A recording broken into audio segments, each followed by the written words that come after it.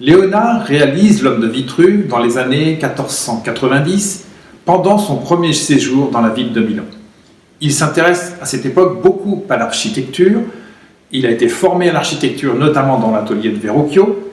Il a beaucoup lu. Attention, surtout des livres dans sa langue, très peu de livres en latin ou en grec, langue qu'il ne maîtrise pas très bien. Il a échangé avec les hommes de l'art. Il a surtout beaucoup observé. Donc finalement, l'homme de Vitruve, c'est ça. C'est une synthèse de ses échanges avec les hommes de l'art, de ses lectures, de ses observations et une transcription artistique extraordinaire. Vitruvio, architetto, mette nella sua opera d'architettura che le misure dell'uomo sono dalla natura distribuite in questo modo. Dans son ouvrage De Architectura, au livre 3, Vitruve énonce un certain nombre de principes. Premier principe, le pied est égal à 1/6 de la hauteur du corps. Deuxième idée, le nombril est naturellement le centre du corps. Troisième principe, si une personne est allongée sur le sol, si elle écarte les bras et les pieds, et si on pointe un compas sur le nombril, on fait un cercle et ce cercle touche l'ensemble des extrémités du corps, c'est-à-dire les mains et les pieds. Quatrième principe, si la personne étant toujours étendue sur le sol, elle écarte les mains et elle joint les pieds, cette fois-ci, elle se retrouve dans un carré. Avec ce dessin de l'homme de Vitruve, Léonard se lance dans une étude scientifique de la morphologie humaine. Il veut représenter les proportions du corps humain, mais plus encore, montrer les corrélations qui existent entre les différentes parties du corps.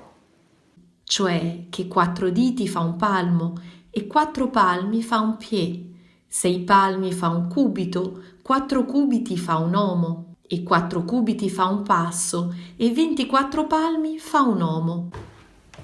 Beaucoup d'architectes, de peintres, de dessinateurs vont essayer de représenter cette idée de proportion du corps humain, avec plus ou moins de bonheur.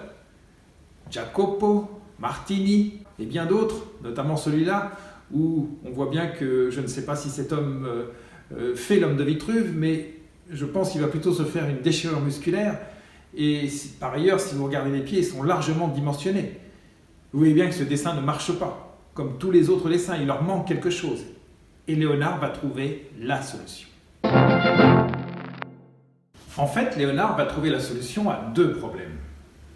Vitruve dit, il suffit d'écarter les bras et les jambes et vous vous retrouvez inscrit dans un cercle. Quelle est la bonne position? On ne sait pas.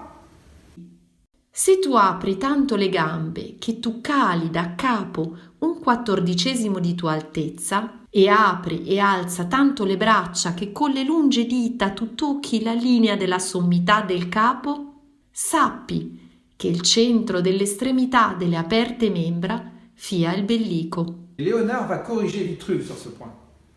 Il va dire, certes, il faut lever les bras, les écarter, mais il faut qu'ils soient alignés avec la hauteur de votre tête. Premier point. Deuxième point, certes, vous devez écarter les pieds, mais à condition qu'en écartant les pieds, vous diminuiez votre hauteur d'1/14. Deuxième problème que va résoudre Léonard, la position du cercle et du carré. Est-ce qu'ils sont bien ensemble, inscrits tous les deux ensemble, ou est-ce qu'ils sont décalés? Quelle est la bonne solution? On ne sait toujours pas si on lit Vitruve. La solution, c'est que si le nombril, comme le dit Vitruve, est bien le centre géométrique du corps humain, ça ne marche que pour le cercle. Pour le carré, il faut décaler légèrement vers le bas pour que le centre géométrique, cette fois-ci, ne soit plus le nombril, mais le sexe, masculin ou féminin. Léonard travaille toujours de la même manière.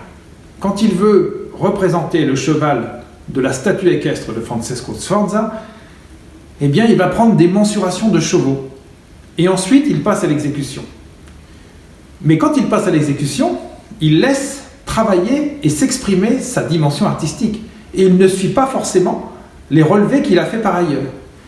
Pour l'homme de Vitruve, c'est complètement différent. Il a d'abord construit méthodiquement l'ensemble des éléments qui lui permettent de construire son dessin pour ensuite passer à une exécution artistique qui est cette fois-ci complètement encadrée. Pour nous aider à comprendre son dessin, Léonard nous a laissé un certain nombre de clés. En bas à gauche et en bas à droite, on voit des petits traits qui représentent les doigts et les paumes. Par ailleurs, autre détail très intéressant, le pied de l'homme. Vous voyez, ce pied est légèrement décalé sur la gauche. Ce n'est pas forcément une intention artistique. Ça correspond à une volonté de montrer la longueur du pied. Donc on a tous les éléments, les doigts, les paumes, les pieds, et à partir de là, on va pouvoir construire l'ensemble du corps humain. Pourquoi ce dessin? Léonard avait probablement en tête l'idée de réaliser un traité d'architecture, et dans ce cas, l'homme de Vitruve aurait été une sorte d'illustration, peut-être même un frontispice ou la couverture de cet ouvrage tiré, si je puis dire, à compte d'auteur. On le voit d'ailleurs parce que le texte que Léonard a écrit autour du cercle habille exactement le cercle. Il y a donc là, comme on le dirait aujourd'hui, un effort de mise en page. Il est difficile aujourd'hui de retranscrire la volonté de Léonard. On peut avoir toutes les interprétations qu'on veut, ésotériques, historiques, artistiques, enfin voilà, partir dans tous les délires que vous pouvez imaginer. Je vais vous donner mon avis, mon simple avis. Je pense que Léonard finalement se représente lui-même d'une certaine façon. Un artiste, certes encadré, mais sortant des cadres quand il en a envie, et essayant d'atteindre une perfection qu'il est difficile d'atteindre, mais qui pour nous déjà représente un sacré absolu. L'homme de Vitruve est devenu aujourd'hui une icône, au même titre que la Joconde ou que Guernica. On ne compte plus les centaines de détournements, de reprises, de réécritures, d'hommes de Vitruve, de femmes de Vitruve. Pour finir, en ces temps de confinement, je voudrais vous proposer un objet de Vitruve que vous avez probablement tenu un jour ou l'autre dans vos mains, le tire-bouchon de Vitruve.